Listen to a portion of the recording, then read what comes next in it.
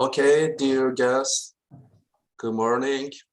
We are on the second day of violence conference, and in this morning session, we'll listen three presentations, actually focusing on one single book, Anthony Burgess's A Clockwork, Orange. So our first speaker is Şebnem Düzgün. Let me introduce her. Şebnem Düzgün is an assistant professor of English translation and interpretation at Ankara Science University. She received her PhD degree in English culture and literature in 2017.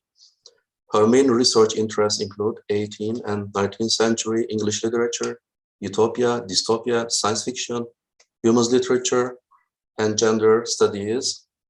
Her speech entitled today is State Violence in Anthony Burgess's A Clockwork, Orange. Şebnem Hocam, the floor is yours. Thank you. As you said, my presentation is about state violence in Anthony Burgess's A Clockwork Orange. Anthony Burgess's A Clockwork Orange is a dystopian work that tells mainly the story of Alex, a member of a teenager gang involved in various types of violence, like murder, mugging, and sexual harassment.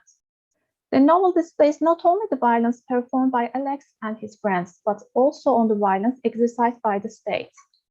The state attempts to dominate and rehabilitate Alex by using the institutional power of prison and hospital to punish him for challenging its authority by breaking the laws made to prevent violent and criminal behaviors.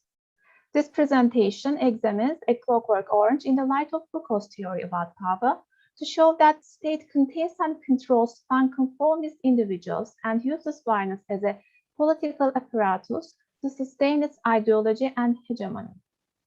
Foucault claims that power relations are based on a hierarchical structure. While those at the top have the right to know, those at the bottom are forced to remain ignorant.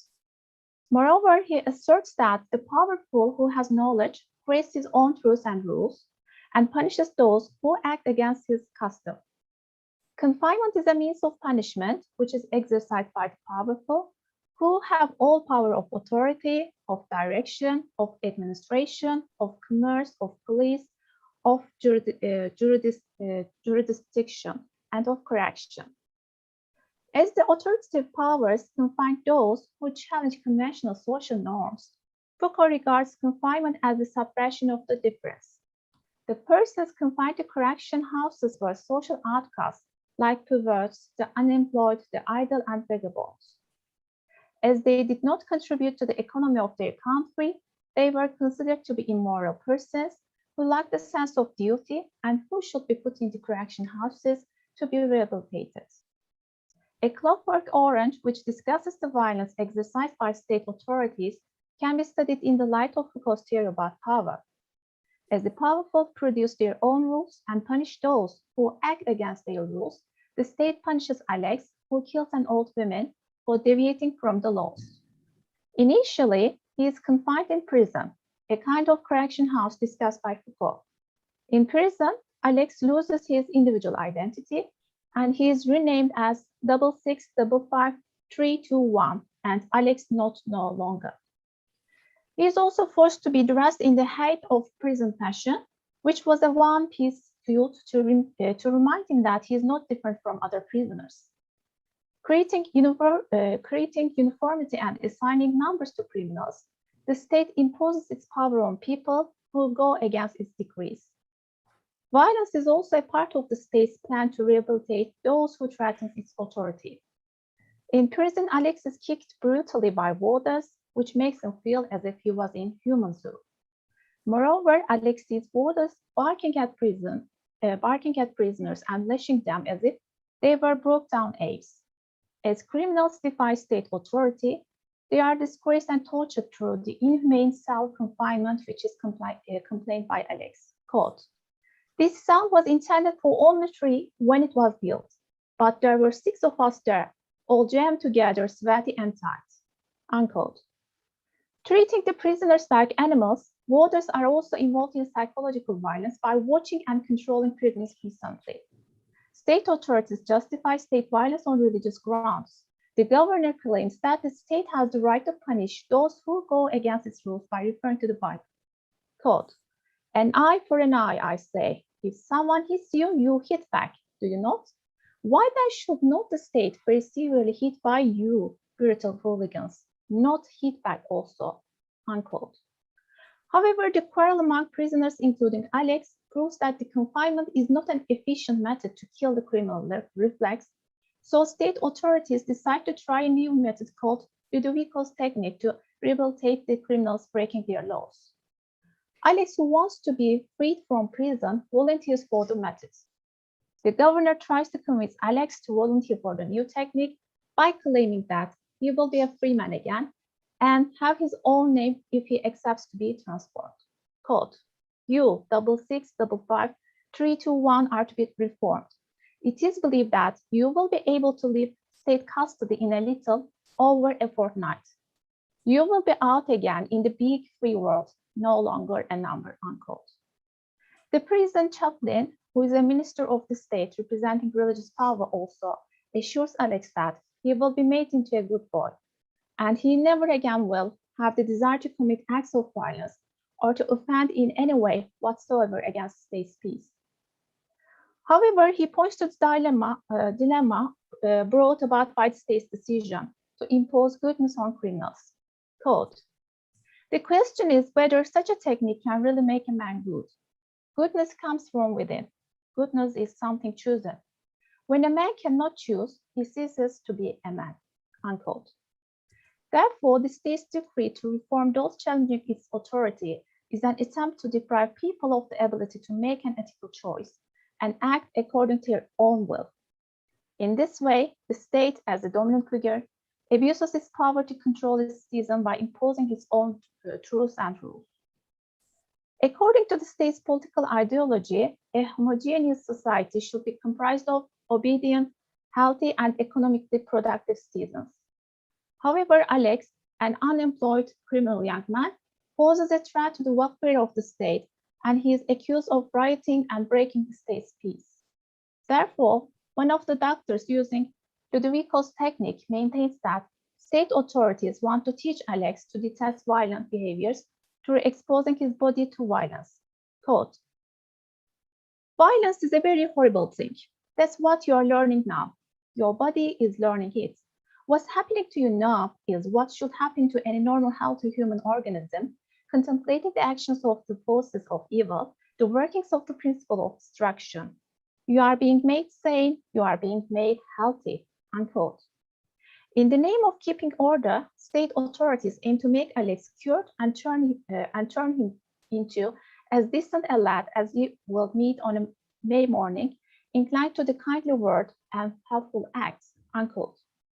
In so doing, they want to start a nice crime-free era in which there would be no more fear of cowardly attacks from young hooligans and perverts and Burgess. Within this scheme, they establish a type of mental hospital to confine and punish social outcasts. Alex, who volunteers for Ludovico's technique, is punished and exposed to violence in this hospital.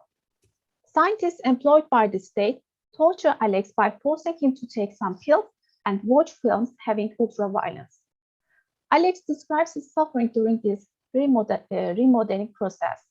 Quote, the film show started off. All the time, the music bumped out, very like sinister. And then you could see an old man coming down the street, very old. And then there lead out on this old man two boys dressed in the height of fashion. They made a real pudding out of this old man.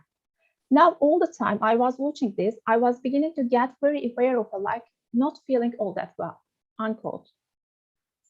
Moreover, he is made to watch a film about the horrors of World War II. Quote, I was forced to watch a most nasty film about Japanese torture.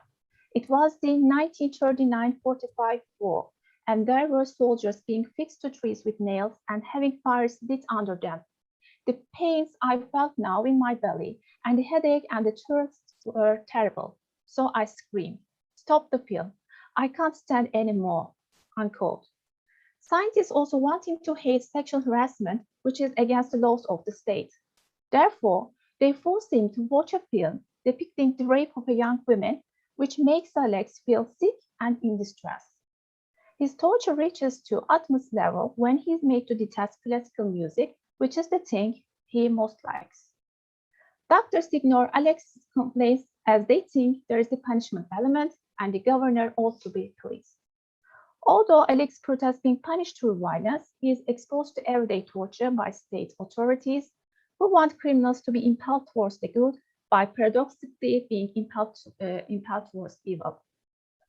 Accordingly, state authorities employ violence to transform Alex into an obedient citizen by depriving him of his free will and making him hate the things he likes, namely violence, sex, and music. State violence is finished once the authorities make sure that Alex is transformed into a good, law-fearing citizen, cured of his criminal instincts. Alex states that after having been punished through violence, he is no longer a normal and healthy young man because the state weakened him down to a like shadow of what he had been in the old free days. He is transformed into something other than a human being, since he has no power of choice any longer and is committed to socially acceptable acts. He is conditioned to avoid violence, and he is made to suppress his instincts to commit crime to stop the pains and sickness coming up due to having been exposed to Ludovico's technique. Alex's transformation into a good, non-violent citizen is a part of the state's strategy to turn people into a clockwork orange or a little machine capable of only good to sustain its values, presence, and authority. However, when the opponent group protests the business about the marginal conditionings and tries to use Alex as a very potent weapon in ensuring that the present evil and wicked government is not returned in the forthcoming election, state authorities change their ideology about dealing with crime. After Alex attempts to commit suicide, believing that he cannot live a normal life again, the government restores him to his former self in order not to lose the election. Trying to avoid public offense and hatred, the Interior Minister attempts to befriend Alex, who is considered to be the poor victim of this horrible new technique by the opponent citizens. He declares that Alex has been turned to his previous self. Quote, "I and the government of which I am a member want you to regard us as friends. Yes, friends. We have put you right, yes? You are getting the best of treatment. We never wished you harm." Unquote.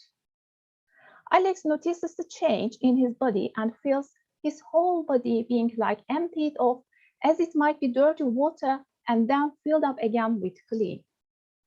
Although Alex is retransformed into a young man having tendency towards criminal acts which are forbidden by state laws, the ideology used by the state refracts the truth and renames Alex a good boy, a friend, and a son of the government. The state seems to give up punishing Alex through violence, but it continues to control him. Renouncing to use Ludovico's technique, which is based mainly on physical violence, state authorities change the shape of violence they use on Alex, and they try to reshape his mind so that he can be an ideal citizen, contributing to the socio-economic welfare of the state. As Alex is economically non-productive, the minister offers him a good job on a good salary. Pleased with the government's offer, Alex feels that he was cured all right and really a lot of the old ultra-violence was dying out. He notices that although he is 18 years old, he seemed to have turned into a very old man, about 70 years old, as he no longer desires to be involved in criminal acts. Instead, he dreams about having an ordinary life, which would be approved by state laws. Quote, "There was your humble narrator Alex coming home from work to a good hot plate of dinner. And there was this woman, all welcoming and greeting like loving. For in that other room was laying my son." Unquote. When Alex believes that he has grown up, his ideas get closer to the state's ideology, and he associates youth with immaturity, thoughtlessness, and anarchy. Quote, "Youth must go, but youth is only being in a way like it might be an animal. No, it is not just like being an animal so much as being like one of these small toys you see being sold in the streets. Being young is like being like one of these small machines, unquote. Although Alex tends to attribute his mental transformation to his growing up, he cannot help thinking if it was like some disease or an outcome of the medical intrusions of state authorities who may have played around with inside like his brain. As Alex thinks that his brain might have been conditioned by the state, his transformation into an ideal citizen is problematic. In conclusion, breaking the rules set by the state, Alex, a young rebel who involves in various types of violence, destroys the hierarchical relationship between the citizens and state authorities. Moreover, Alex is an idle, unemployed young man who does not contribute to the socioeconomic prosperity of the state. Regarding people like Alex as a threat to its authority and welfare, the state punishes Alex by confinement. The state attempts to control and dominate Alex by using the institutional power of prison and hospital, in which his body and mind are exposed to violence, to turn him into an obedient, healthy citizen, having no tendency towards violence. As such, Alex is deprived of free will, and his state-controlled transformation through violence shows that the state aims to transform him according to its own ideology. Thank you. This is the end of my presentation.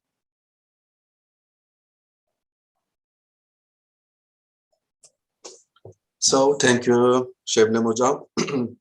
Actually, Professor Şebnem analyzed the novel using Foucauldian power terms, and she expressed how violence is performed through, how performed on individuals actually through state apparatuses.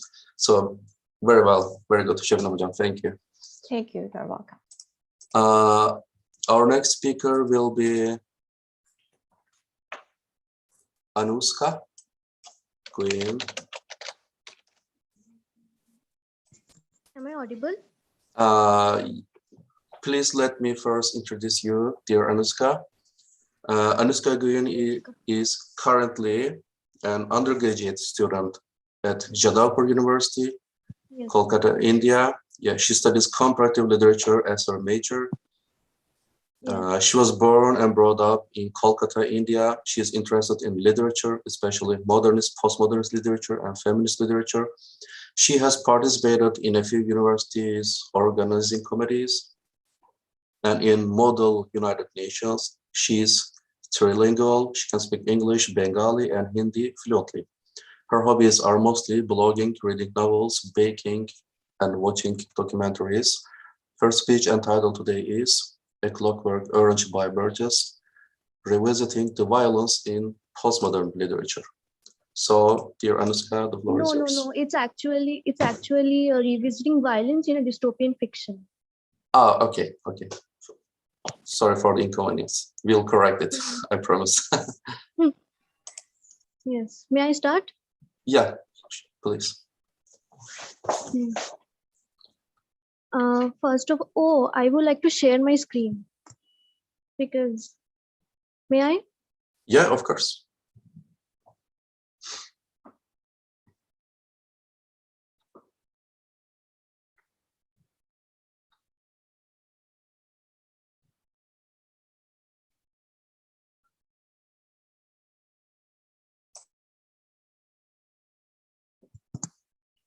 Today, I would like to talk about A Clockwork Orange by Burgess, revisiting violence in a dystopian fiction, monstrosity of Alex and beyond.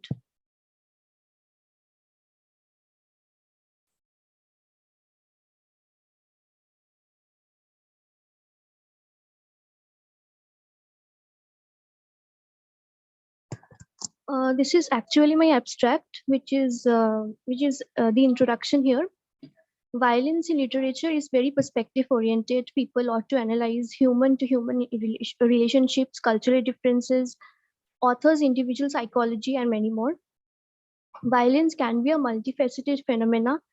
The text is about a dystopian totalitarian state set in England, and the author establishes the fact that after World War II, the world has been trapped in the evil closet of the human race.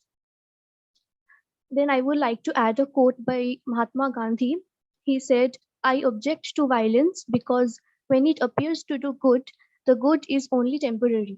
The evil it does is permanent.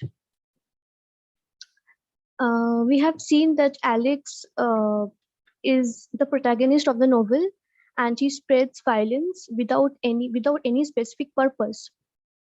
And it was also part of the Cold War phase, where weaving a dystopian state-based fiction with the Cold War was common for a brief period.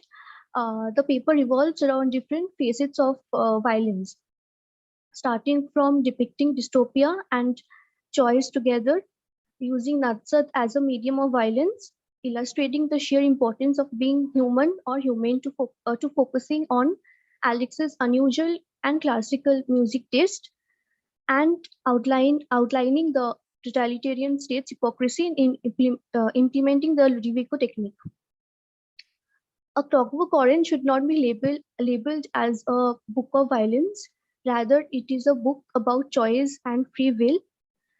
In the dystopian fiction, Alex chose to be a monster. He chose to be violent. He chose to be a criminal. There is a question of free will and choice more than the violence.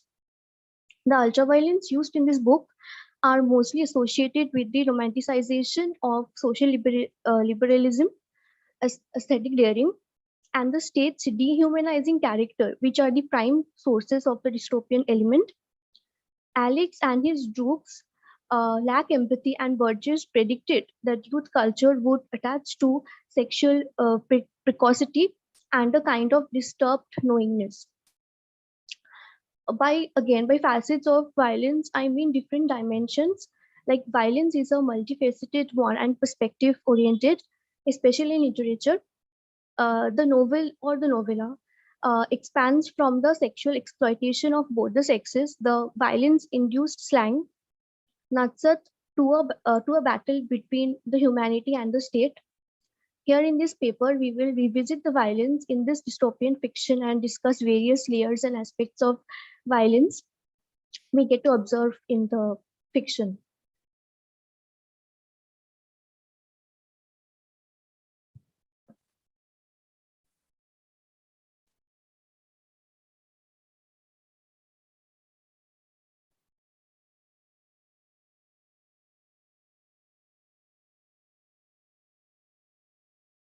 The representation of violence in literature has always evolved.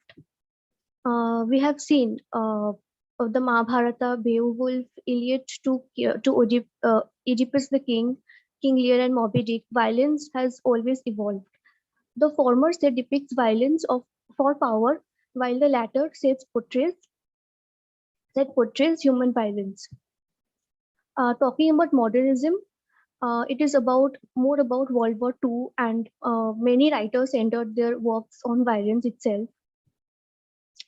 Destruction was everything that was surrounded then. If we talk about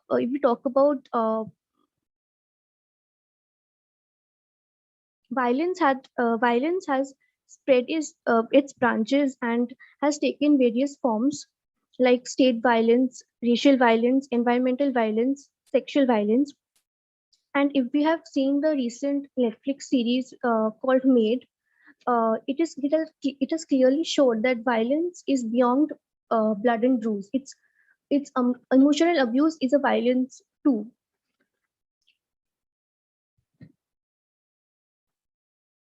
As Mar and Otley said in a journal, to read a fictional story, thus to engage in an emotionally responsive simulation of a social interaction. Then if we talk about postmodern literature, to be particular, there was a rise of dystopian fiction and the Cold War. Almost 200 novels and collections of short stories explored the ways in which dystopian text charted the lived experiences of the period, with concerns regarding the geopolitical present and anxieties about the national future. It was broadly between 1945 to 1990. Then, starting from the monstrosity of Alex. Alex is the protagonist of the dystopian fiction, as we know, and has spread violence as his space buster. If we could say in plain words, violence for him was a misuse of his freedom and showing his aesthetic daring. had also provoked him. Alex also spread violence for violence's sake, just like art for art's sake. He clearly said, "But I do, but because I like to do." And violence as depicted by Burgess was independent, and if we try to describe it in modern times, it would be likely it will be called as no strings attached. A romanticization of free will as well as social liberty led Alex to be this ultra violent. Um, Alex used violence as an amusement. Moreover, being utterly inhuman while committing the violence is also an indication of a cold, alienated, and uncaring dystopian society that Burgess has created. The reason behind Alex's violence cannot be justified as there is no broken home, no abusive parents, no tormented childhood, no background to provide him as a mitigating circumstance. Ultraviolence is this novella is not only portrayed as an act but also through imagination. For instance, when Alex was listening to his new violin concert by Plotters, he said, "Both young and starry, lying on the ground, screaming for mercy, and I was making all over my rod and grinding my boot in their litsols." From raping 2-year-old girls to an older woman, Burgess has given no room for women in this novella. Women in this novella are portrayed as objects and helpless victims of sexual violence. Female subjugation and misogyny are very much highlighted. This novella is no exception to blatant objectification of women, and Hollinger pointed out that women's bodies are seen as commodities to be passed around from brother to brother in this novella. Burgess utilizes objectification uh, to show how the spectacle of brutality itself can be realized. Moreover, there are no real women characters in this novel, and women are reduced to sexualized caricatures. The random sexual assaults on women do not serve any specific purpose to the plot. Instead, the connotation is fun. Alex and his dukes do it for fun and affirm their brotherhood. Restraint was not unknown to him. He ignored the term. We again witnessed the PL deltoid and Alex's conversation, where Alex said that badness is of the self, the one, the you or me on our Nokis, and that self is made by old Bog or God. He thinks the violence brings him the domination in himself. Uh, Alex is meant that if the government, judges, and the schools cannot allow bad, then they cannot allow the self, because the self comes inherent free will to choose between good and evil. Alex mentioned the modern history where revolutions have made a change in the world, and its foundation is that of personal liberty. Senseless violence is a prerogative of youth which has much energy but little talent for the constructive. This line actually sums up the novella about the juvenile violence. In fact, Burgess in A Clockwork Orange research said that the youth's dynamism had to find an outlet in smashing telephone kiosks, derailing trains, stealing cars, and smashing them in the much more satisfactory activity of destroying human beings. Burgess predicted the youth violence and sexual exploitation would go hand in hand. Right from the Korova milk bar, Alex and his troops unfolded the heinous acts which include beating men, mugging, robbery, homicide, a gang fight, breaking into houses, rape, auto theft, and crushing animals to death and terrorizing drivers.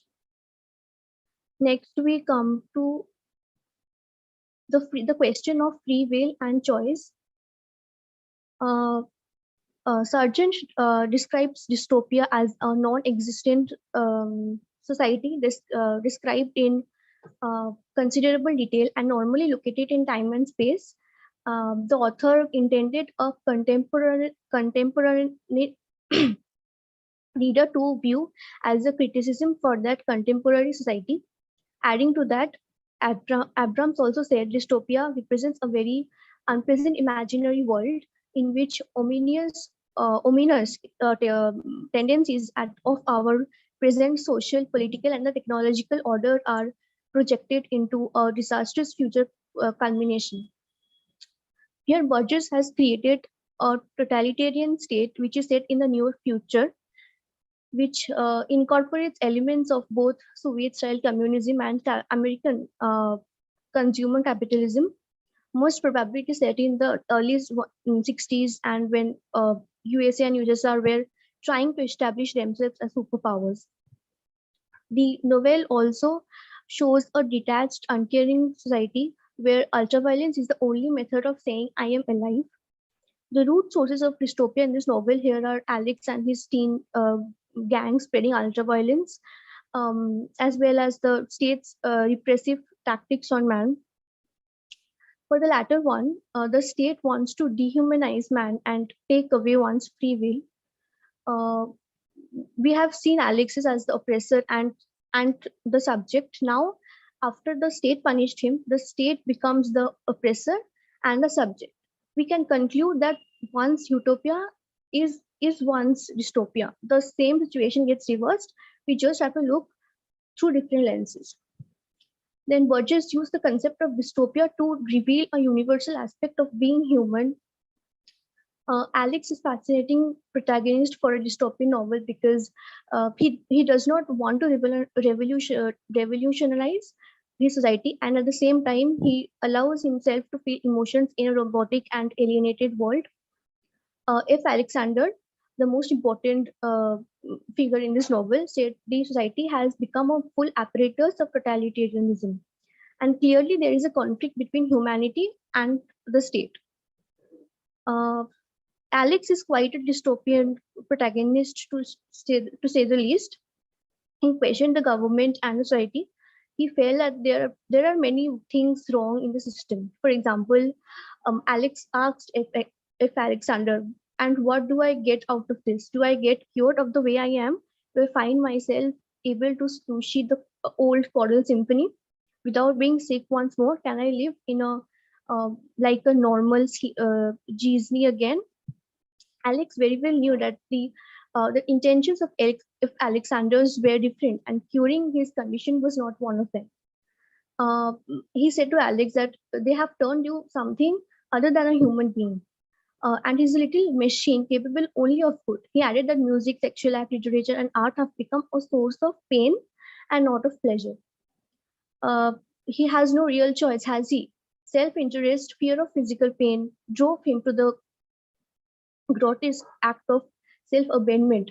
He ceases to be a wrongdoer. He ceases to be a creature capable of moral choice, said prison Charlie to Dr. Brodsky in the prison. He said, in fact, prison Charlie made us ponder about the whole philosophy of choice. He questioned whether God wants goodness or the choice of goodness, and made us think that a man who chooses the bad perhaps in some ways better than a man who has the good imposed upon him. Burgess wanted us to keep an open mind and made us inspect the thick line between morality and choice. Again, if we talk about philosophically, Sartre said that we are thrown into existence without a predetermined future and construct our own essence through our free choice and actions. In plain words, human beings, regardless of their individual nature, should not be deprived of any freedom of choice. Prison Charlie is of the opinion of Sartre and say that the goodness are morally valueless without the free will. Lastly, Burgess wanted us to re-examine the fact that how choice and violence go hand in hand in this dystopian fiction, and stresses over the phrase choice more than the violence. Next, we talk about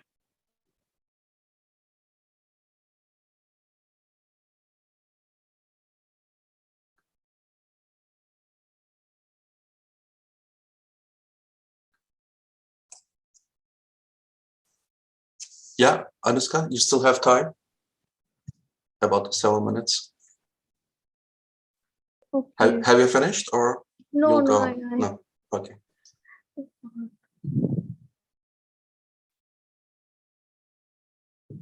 Next, we talk about conflict between humanity and the state, a saga of endless mechanization of organisms.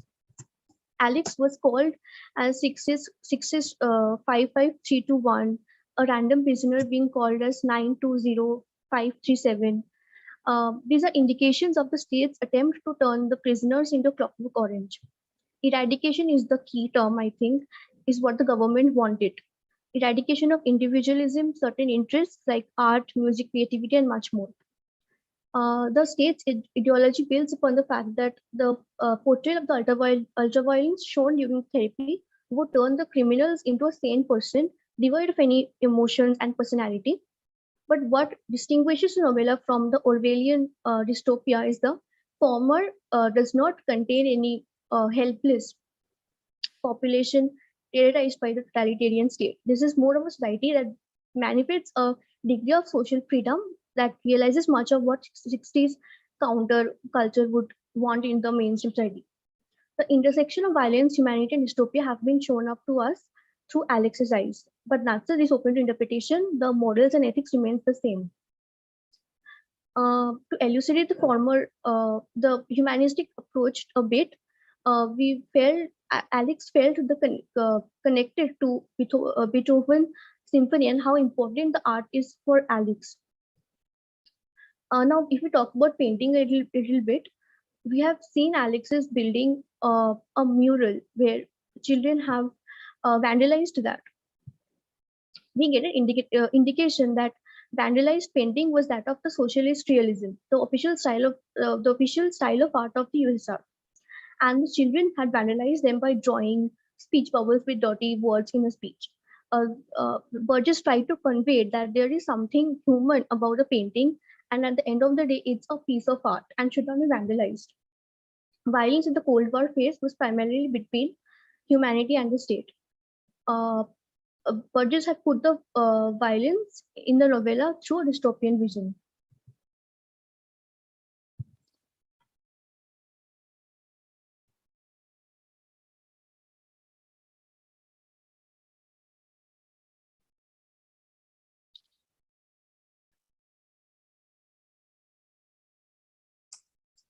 Anushka, can you come to the conclusion, please, in a few minutes?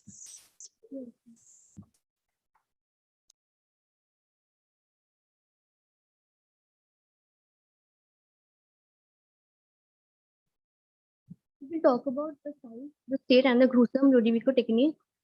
Ultraviolence to audio and visual. Burgess has put an emphasis on behaviorism, and the totalitarian dystopian state wanted us to convert the criminals into law-abiding citizens. It is through the technique the criminals are tortured and make the concept of violence less attractive and heinous. Burgess had portrayed the anti-psychiatry in this dystopian fiction. Psychiatry was evolving and was in the middle of a dramatic change. Many highly effective physical treatments had been introduced in the 1930s and 1950s. In 1950s, ECT was much in common use. Burgess recognized that they did not make patients brainwash as the fictional therapy alleged. The fictional therapy is introduced by Burgess and requires the subject to be strapped into a chair with their eyes held open and made to watch several movies on ultraviolence. Then he said, "Stop the film, please stop it. I can't stand it anymore." The technique gives nausea and nightmares to the criminals and it is said to be a horror show, which is a term. The technique shows the state's hypocrisy as it arbiter for righteousness and also sponsors such brutal crimes. The state's lacking humanitarian concern and the therapy being a problematic one is the reason many criminals like Alex return to violence yet again. It shows that the criminal impulse cannot be eliminated unless and until a subject wants to. Burgess said goodness is something chosen. When a man cannot choose, he ceases to be a man. Adding to that, Dr. Butsky himself said that the human psychology is the most complex thing and it completely depends on the subject, whether he wants to eliminate violence. Then we see Alex could not bear listening to Beethoven's Fifth Symphony during the therapy. The technique took away his ability to enjoy music. The instinctive response on associating Beethoven and with violence was that he labeled the act was a filthy, unforgivable sin. Dr. Butsky thought music was an awful, useful, emotional heightener. The therapy revolved around the term ultraviolence. At the end of the day, violence in any form should not be encouraged, and at the same time must not be used as a curing technique.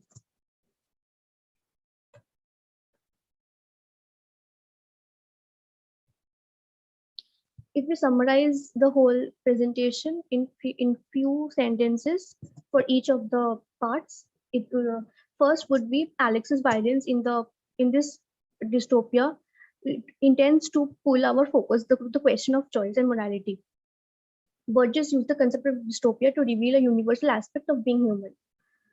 Natsad has many interpretations by scholars and experts for its inclusion in this novella, but the main point is Burgess wanted to emphasize the political message, control the minds of the readers, and highlight the teenage immoralism through the Russian influenced slang. The conflict between humanity versus the state has been differentiated from Orwellian one because the latter has contained helpless population terrorized by the totalitarian state, while the former does not.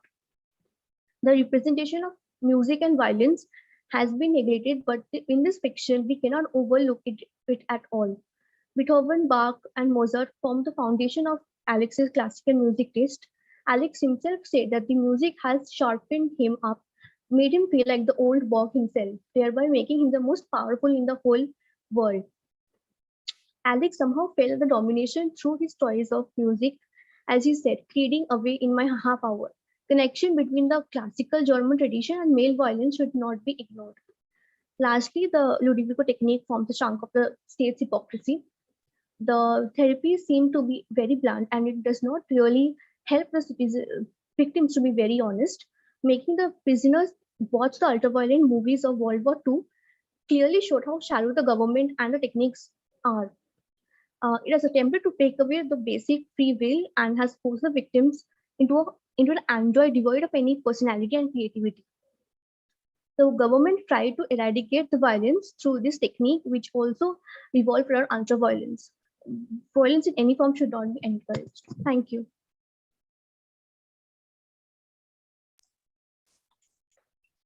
Okay, thank you, dear Anushka. Yes. Thank you again. So our last speaker is Jim Clark from Cappadocia University. Jim Clark holds a PhD from Trinity College Dublin, and he has taught at universities in Ireland, Britain, and Belarus. He is the author of 3 monographs, including The Aesthetics of Anthony Burgess and the forthcoming Anthony Burgess's A Clockwork Orange. He is also the co-director of the Ponying the Slows project, which examines how invented languages function in translation, and co-editor of a forthcoming volume on religious futurisms. So please, Jim. Thank you very much. If you just bear with me for a second, I'll just share my screen.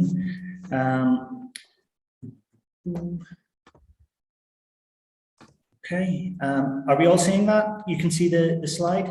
Yeah, sure. Cool. Okay, all right, I'll let me just get this into slideshow and we'll go from there. Okay. Yeah, I found the 2 papers already to be very interesting. I'm going to reiterate, I guess, some of what some people have said, and also, I guess, maybe try to offer a little bit of attenuation of that, and in some cases, maybe even contradict it. So hopefully we can get a dialogue going. A little bit about me. This is just a pun on Burgess's first volume of his Confessions, which was called Little Burgess and Big God. As you've just heard, I do a lot of work on Anthony Burgess, so it often feels like Little Clark and Big Burgess. I've been writing about him for nearly 20 years now, if not more than 20 years. I wanted to mention, though it's not especially relevant today, the Ponying the Slow project, which looks at invented languages in translation, specifically looking at NADSAT in translation and the challenges that translators are faced with when they have to translate an invented language that has no organic acculturation. When I wrote the monograph that you're seeing there, The Aesthetics of Anthony Burgess, I didn't say very much at all about A Clockwork Orange, partly because it's the most talked about novel that he's written by a mile, but also because I intended to kind of look at it in isolation. And that's what I've now done. And so what I'll be talking about today are some of the conclusions from a forthcoming monograph specifically on A Clockwork Orange that should be coming out from Palgrave next year to coincide with the 60th anniversary of the publication of the novella. What's it going to be then, eh? I've tried to say something new about the book, because a lot of the things that get said quite often. Specifically, I wanted to kind of correct the idea that what was initially propagated by Anthony Burgess himself, that the book is a debate about human free will and whether it is central to humanity to have the ability to choose and so on, and that the scientific or science fictional novum within this book, the Ludovico technique, threatens this primacy of free will as a human attribute. That's not what the book's about at all, as far as I'm concerned. I'm not going to go into too much about what I think the book is about, because I've just written an entire book on that. For this conference, given that we're focusing on violence, I wanted to focus a little bit on some of the aspects of violence in A Clockwork Orange that don't always get the same attention, specifically the gender aspect, which we've heard a little bit about already. A Clockwork Orange is a massively disproportionately male text, and the masculine text too. It has a predominantly male cast. It is entirely narrated through the voice of a male character, and it depicts a lot of gender interactions which are highly patriarchal and highly masculinized. There are very few female figures, and most of them prove to be victims of acute sexual violence. And then finally, in an attempt to kind of just bring this up to date in terms of contemporary societal debates about the efficacy of jailing people, because A Clockwork Orange is effectively a narrative, among other things, about whether jail works as a punishment or a rehabilitative process or not. I want to consider A Clockwork Orange as an early contribution to that discussion that we're now having in the wake of Black Lives Matter and so on. There we go. So women are disproportionately the victims in A Clockwork Orange. They're not the only victims, and they're not the majority of the victims, but they are by far disproportionately the victims in Clockwork Orange because so few of the characters are female. Significantly, they're victims without voices. Gatsby Spivak's famous treatise, if you like, Can the Subaltern Speak, makes the point that subalterns are silenced. They're the lowest rung of society, partly because they have no voice and others seek to speak for them. And that's exactly what we see with women in A Clockwork Orange. The female victims do not get to defend themselves. They do not get to say how they feel about the situation. Instead, they're victimized, and then men come along and preach about this and decide what should happen about it. In an additional issue in relation to Alex's psychopathy, his victimization of women, of men also, but primarily his victimization of women, demonstrates an enormous lack of human empathy. And so I have gone and spoken to a number of psychiatrists, clinical psychiatrists in Ireland and Britain, to look at Alex as a case study. Now, obviously, he's not a real character. He's a fictional individual. We can't interview him in a clinical environment because he doesn't exist. But I wanted to look at Alex as a psychopathic or potentially psychopathic figure. And then obviously in the context both of this sexual violence and the ultra-violence and his psychological well-being, we have to question, as Burgess does, the wisdom of using prison as a punishment or rehabilitative process. Burgess explores as an alternative the idea of brainwashing people to be good, and obviously, as we know, rejects that as a kind of option for society. To return to the women, as early as 1962, when A Clockwork Orange was published in its 20-chapter version by Norton in the United States, Stanley Edgar Hyman, who was the husband of Shirley Jackson, the great speculative fiction and non-horror writer, was one of the editors, and he wrote an afterword and the glossary of Nadsat to append to A Clockwork Orange.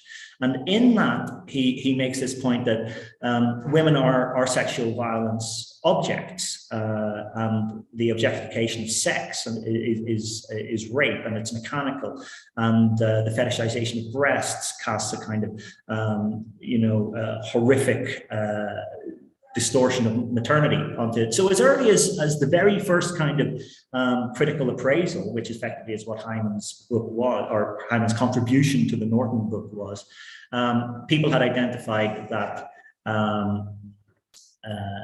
basically, sorry, things are popping up on my screen for some reason.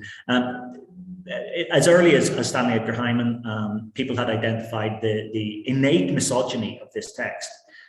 Almost every interaction Alex has with women in the novella is, if not overtly violent and abusive, it's coercive or manipulative, as in the case with his mother, as in the case with the nurses who seek to care for him. There are very few exceptions. There are a couple of interactions with his mother and the nurses which aren't coercive or manipulative, and obviously aren't violent either. The singer in the Crow of a Milk Bar, Alex appreciates her singing. That's the closest thing we get to a positive interaction, in fact. And the Djevochka that is brought out to test the efficacy of his Ludovico conditioning in relation to a sexual reaction, he has at that point been prevented from reacting with either violence or sexual aggression. So that is a kind of an exception to the rule as well.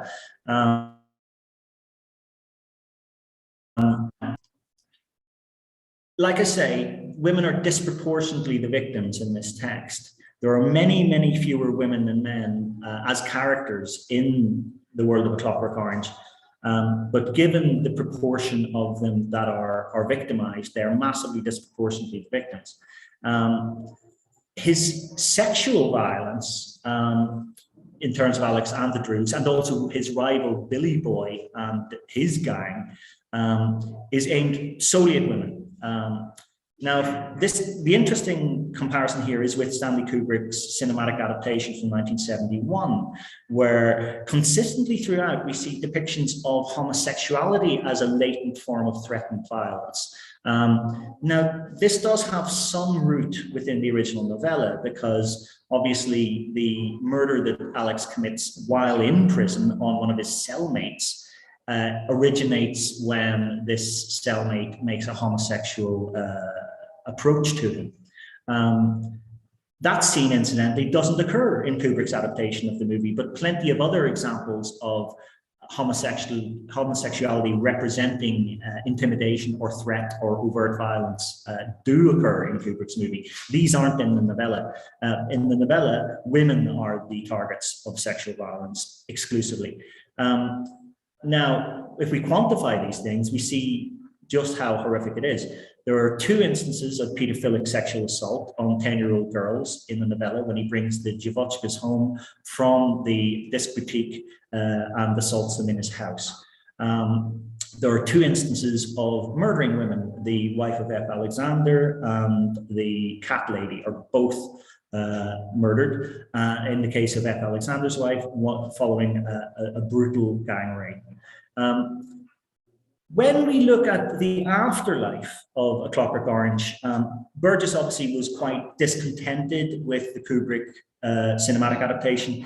He didn't like the fact it missed the 21st chapter, the concluding chapter, and he sought constantly to kind of reclaim its cultural resonance in society by writing it up as a theatre play, by writing it up as a musical. When we look at A Clockwork Orange, a play with music, the musical version that Burgess wrote in, I think, the early 1980s, we notice something very, very strange. The opening scene is a kind of a rhapsody set in a kind of Eden, where Alex is Adam and has a female partner. But this Eve is called Marty, which is one of the names of one of the 10-year-olds who get raped in the novella, and also obviously in the stage play, though it's not depicted. So we have a kind of marry your rapist legislation going on here in the what we might call the penumbra of A Clockwork Orange. Remember, this is canonical. This is written by the author, Anthony Burgess. That's a very disturbing aspect of misogyny that's introduced, not within the text itself, but within subsequent text adapted from it by Anthony Burgess. When we quantify all of this, we notice that in the first 6 chapters, which covers 3 days and nights, Alex is, well, 3 nights and 2 days, really. Alex is responsible for killing 2 women, raping 3, 2 of which are 10 years old, as well as further violent assaults and sexual assaults on a woman, and endless amounts of sexualization of women. This is a huge amount of misogyny.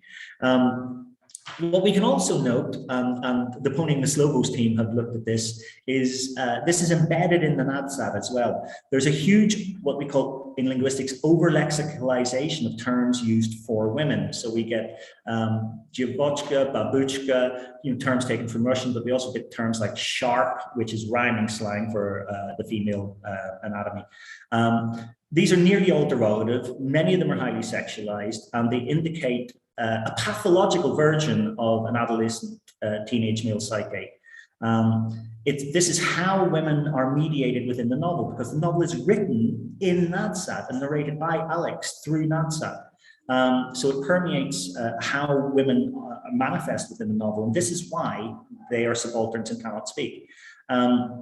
If we look at the very opening scene in the Crew of a Milk Bar, we get these 3 Dvochkas, and all we hear about them is this very reductive depiction of them as sharps, which is a rhyming slang, which is enormously derogatory. They're sexualized, their breasts are referred to. Alex speculates about how many people they'd already slept with before they were 14 years of age. So again, we get that pedophilic component. So this is a linguistic environment of misogyny and female objectification, which is embedded in the language and the action. Another thing that I wanted to look at, like I said, I spoke to some clinical psychologists about this, is Alex's psychological state. He's obviously not a normal adolescent. The amount of murder and rape and assault and violence, including upon his friends, his own druids, indicates an almost total lack of human empathy for anybody else. Now, if we look at the Diagnostic and Statistic Manual for mental health conditions, we're up to the 5th edition of this at this point, so it's called DSM-5 generally in clinical terms. Psychopathy is categorized as an adult condition. You can't diagnose it for somebody who's 15 years old. We do have conduct disorder, which is a very similar condition, which is diagnosed in children, and it requires the presence of 3 different criteria out of 15 in order to be diagnosed. Of these, Alex ticks the boxes of 10, and the remaining 5 are simply undetermined by the account that we have in the novella. If we consider him as would have happened under DSM-3 or 2, when children were considered potentially psychopathic or diagnostically able to be psychopathically diagnosed. R.D. Hare's 20-point diagnostic checklist, the PCLR for psychopathy, suggests a score for Alex of at least 34 out of 40. Now, given that he's not married and given that he doesn't have children, we can reduce that down to 34 out of 36. At least, bear in mind, one question is undetermined. This effectively means that Alex may well be the most psychopathic character in literature.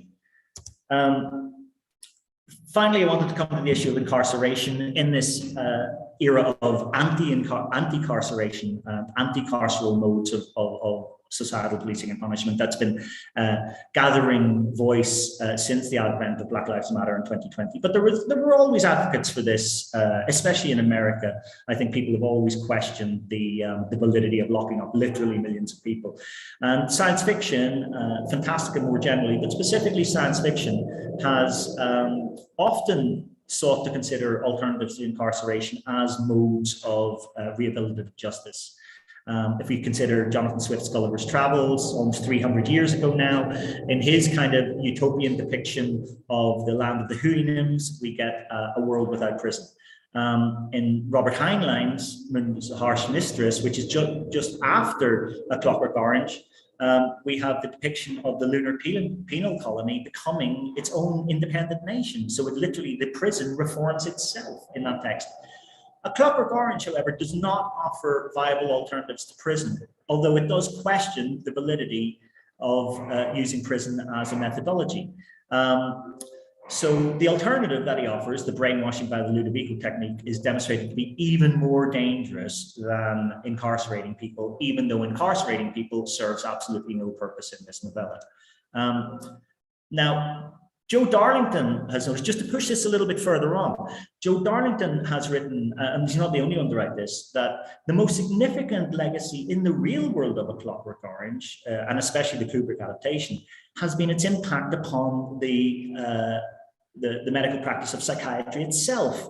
It's become almost impossible for 3 generations of psychiatrists to use aversion therapies in treating their patients, because when patients are told about aversion therapies, they're familiar with the huge cultural impact of A Clockwork Orange, and therefore they immediately say, I'm not going to be brainwashed, I'm not going to have some A Clockwork Orange stuff done to me, I refuse to be conditioned.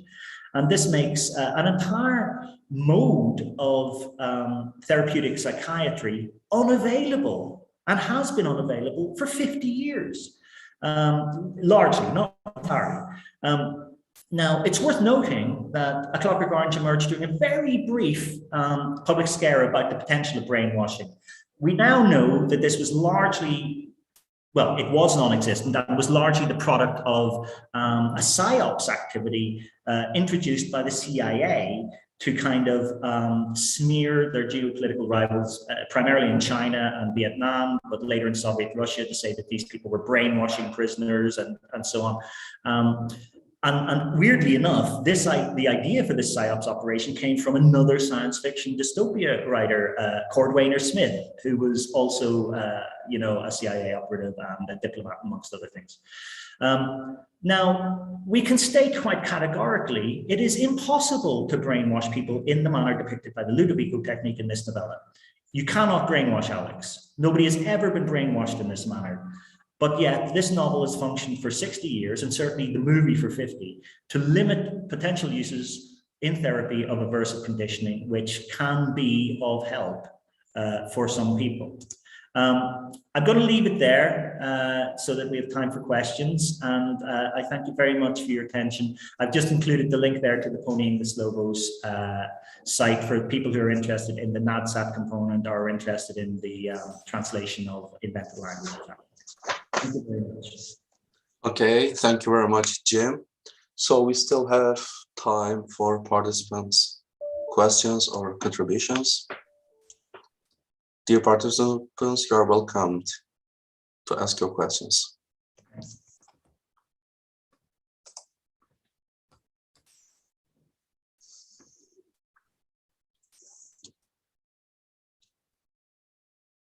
No one?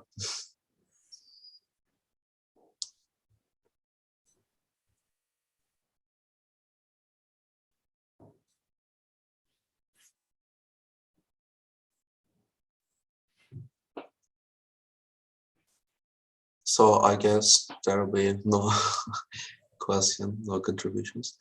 So if presenters want to say more about their presentations, they're also welcomed. Well, I just wanted to add one thing. Yeah, please. And I go into this in my kind of first monograph on Burgess. Anthony Burgess in the 1970s was very, very good at recruiting American academics. He was working in American universities at the time himself. He was very good at recruiting American academics to kind of act almost as mouthpieces for his own opinion on his own works, which he kind of felt were sometimes misunderstood and critics didn't understand it. And so a lot of the early critics in America, people like Samuel Cole, Jeffrey Aguilar, and A.A. de Wittis and so on, we really can read them quite often as reflecting Burgess's own insights into his own work. But obviously, as Burgess's biographer, Andrew Biswell, has pointed out, we can't trust Burgess. His His own biographies are, as a number of people have noted, his biggest and best works of fiction in some regards. So we certainly shouldn't trust Burgess when he tells us what any of his novels are about either, because he lies about his life. And we certainly shouldn't trust him when he tells us what A Clockwork Orange should be about, because firstly, you know, he and Kubrick, when the movie came out, both faced a lot of criticism about presenting a very violent text to the public that could potentially influence further violence and so on. And in order to distance himself from the movie and from Kubrick in particular, Burgess has made this very emphatic claim that the book, I think the comparison he makes is with Lolita, also filmed by Stanley Kubrick, that both of these books were about language, and instead Stanley Kubrick made them about violence and pedophilia and sex and so on by depicting them on screen. And so he tried to distance himself from the content that he himself had written. And for 50 or 60 years now, we've had people, very intelligent people, very astute critics, repeating Burgess's own defense that this book is about free will, and is it human to have the ability to choose, even if you choose violence and so on. That's not what the book's about. We need to stop listening to Anthony Burgess when he tells us what we should think about his own works, because he's dead over 30 years now, nearly 30 years. We can form our own opinions now. And when we do look at this book a little closer, I think we'll find that it's got very little to do with free will and a lot to do with some other things. I'll say no more. I've spoken too long. Okay, thank you, Jim. So if no questions or contributions, I'll end the session. Thank you to our three speakers and to all participants. Next session will be at 1 p.m. See you soon. Bye-bye.